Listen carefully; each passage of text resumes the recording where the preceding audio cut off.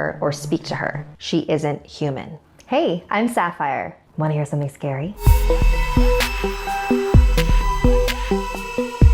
We live in the age of information. Answers to everything and anything are available to us in an instant. And yet, there are still so many things in this universe that cannot be explained.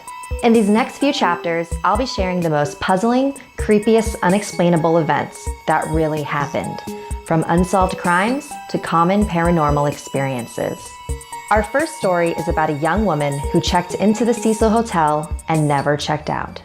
The Cecil Hotel in downtown Los Angeles has been around since 1927, and since its doors have opened, it has had a very dark history.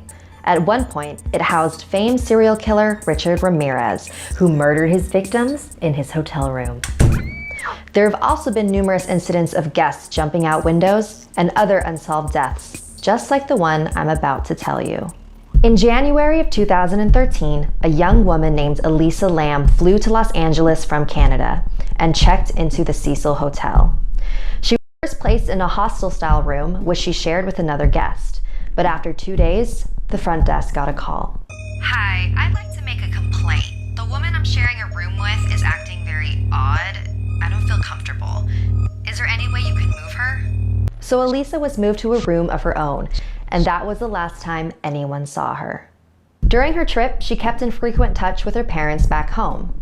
But when they didn't hear from her when she was supposed to be leaving Los Angeles, they became worried and called the LAPD. Around the same time, the front desk kept getting more complaints.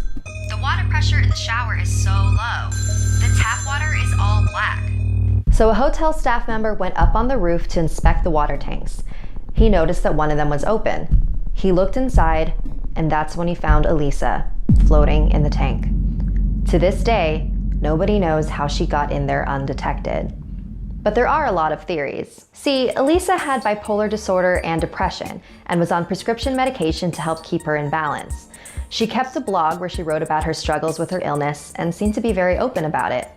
The most logical conclusion is that Elisa was off her medication, broke from reality, and drowned herself in the water tank. Another theory is that she was playing the elevator game.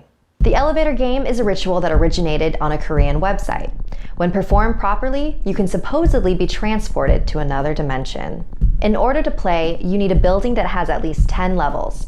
It's best played at night since you need to be completely alone. You enter the elevator and go to different floors in a particular order. Once you reach the 5th floor, a woman will get on with you. Whatever you do, don't look at her or speak to her. She isn't human.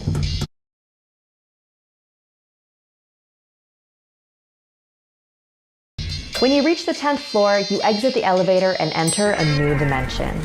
You will still be in the hotel, but only you exist. Be careful. In this dimension, your cell phone won't work, and you may feel disoriented and even faint. If you wake up without taking the proper steps to come back to our world, strange things may happen. So what does the elevator game have to do with Elisa Lam? After news spread of her bizarre death, a surveillance video from one of the hotel elevators went viral. It showed Elisa acting very oddly in an elevator, pressing random buttons, talking to seemingly nobody. Was she playing the elevator game? The Cecil Hotel has since rebranded itself to Stay on Main. They can change their signs, but they can never change what happened within its walls. So, what do you think happened